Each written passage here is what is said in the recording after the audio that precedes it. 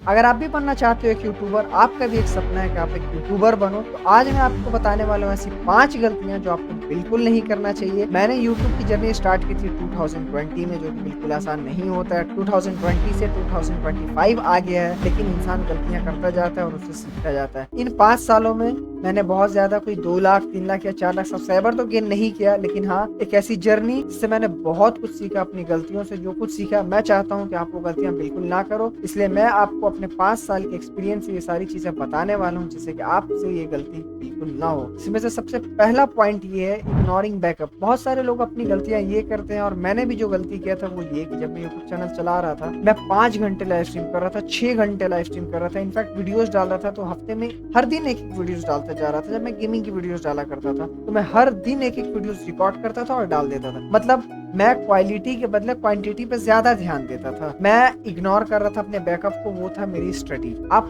सबसे first priority अगर किसी चीज़ को देना तो अपनी स्टडी को, क्योंकि आप जो यूट्यूब चैनल स्टार्ट कर रहे हो वो तुरंत 2 महीने में, 3 महीने में या 1 साल में ग्रो कर जाएगा, इसकी कोई गारंटी नहीं है। आप मेहनत करोगे। जो कंपटीशन 2015, 2016, 2017 में था, वो कंपटीशन 2025 में नहीं है, बल्कि उससे बहुत बहुत बहुत ज्यादा आगे निकल चुका है। तो 2025 में भी हम ग्रो कर सकते हैं, लेकिन यहाँ पे एक अच्छी स्ट्रेटेजी और अपनी मिस्टेक्स को हाइड करके अगर हमने किया तो ही हम ग्रो कर सकते हैं और आगे सक्सेसफुल बन सकते हैं। तो सबसे पहले आप अपनी प्रायोरिटी स्टडी को दो, ताकि आपकी स्टडी में कोई दिक्कत ना हो। एंड सेकेंडरी रखो आप अपने यूट्यूब चैनल को। फॉलो पैशन, लेकिन बैकअप जरूर रखो। आप अपने पैशन को फॉलो करो, लेकिन अपने बैकअप के साथ। अब आते हैं अपनी दूसरी मिस्टेक पर, जो हम लोग बहुत ज्यादा करते हो, जो इनफैक्ट मैंने खुद भी ये मिस्टेक किया था, और वो ये है नो टाइम मैनेजमेंट। अगर हमारी जिंदगी में टाइम मैनेजमेंट नहीं है तो हम कभी सक्सेसफुल हो ही नहीं सकते। टाइम मैनेजमेंट ऐसी चीज है जो हमें ये सिखाता है हमें कौन से काम को कब करना है, कौन सी चीज को कितना टाइम देना है। अगर किसी इंसान की लाइफ में, मेरी, आपकी, किसी की भी लाइफ में अगर टाइम मैनेजमेंट नहीं है, वो इंसान अपने किसी भी टास्क को अच्छे तरीके से परफॉर्म कर ही नहीं सकता है। लाइक आप समझ लो कि आप पढ़ाई भी कर रहे हो, आप यूट्यूब चैनल भी चला रहे हो, तो आपको एक टाइम मैनेजमेंट को फॉलो करना होगा, जिससे कि आपकी स्टडी पे भी कोई इम्पैक्ट ना पड़े और आप अपने यूट्यूब चैनल को भी बहुत अच्छे तरीके से मैनेज कर पाओ। यह है टाइम मैनेजमेंट।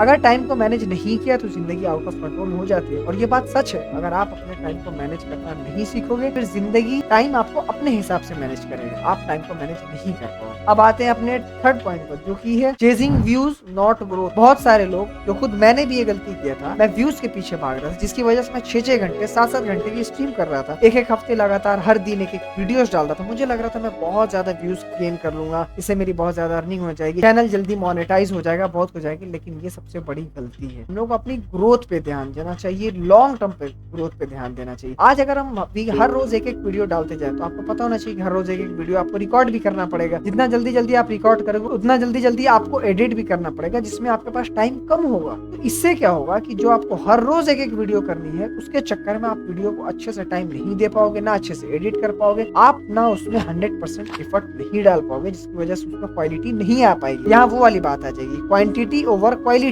इससे बेहतर ये quality over quantity. Focus on improving, not an instant result. कोई भी अच्छा रिजल्ट आपको बहुत ज्यादा इंस्टेंटली नहीं मिलता है। आपको फोकस करना होता है और काम करते रहना होता है, तब आप इंप्रूव करते जाओगे, तब आपको एक बेहतरीन रिजल्ट मिलेगा। अब आते हैं अपने चौथे पॉइंट पर, जो कि बहुत ज्यादा इंपॉर्टेंट है। Mistake number 4, comparison. बहुत सारे लोग जब यूट्यूब चैनल बनाते हैं, तो वो शुरुआत में अपने चैनल को दूसरों से ग्रो करने लग जाते हैं कि यार मैंने भी स्टार्ट किया था, इसने भी सेम डेट में स्टार्ट किया था, मेरे 4000 है, उसके 40,000 है, मेरे 4 की वॉचिंग आती है, उसकी 40 की आती है, मेरी 10 की आती है, उसकी 20 की आती है, मेरे 100 व्यूज आते हैं, उसके 200 व्यूज आते हैं। तो कंपैरिजन बहुत ही बेकार चीज है। अगर एक टाइम पे कंपैरिजन को आप पॉजिटिवली देखो, तो ये बहुत ज्यादा जरूरी है, क्योंकि आप कंपैरिजन जब करते हो तो आपको पता लगता है कि सामने वाला कहाँ है और आप कहाँ हो। लेकिन स्टार्टिंग में जब आपने अभी शुरुआत की, तो स्टार्टिंग फेज में हमें कंपैरिजन नहीं करना चाहिए, क्योंकि वो हमारी शुरुआत है। और अगर स्टार्टिंग में ही हम कंपैरिजन करने लग जाएंगे, तो मुझे नहीं लगता है कि हम अपने लॉन्ग टर्म ग्रोथ को उतना ज्यादा फोकस कर पाएंगे। क्यों? क्योंकि अभी आप नए हो। आप उस पुराने बंदे को देखोगे या अपने साथ वाले को देखोगे, जो हो सकता है कि आपके साथ में स्टार्ट किया हो। लेकिन अगर आज आपके 4000 सब्सक्राइबर हैं,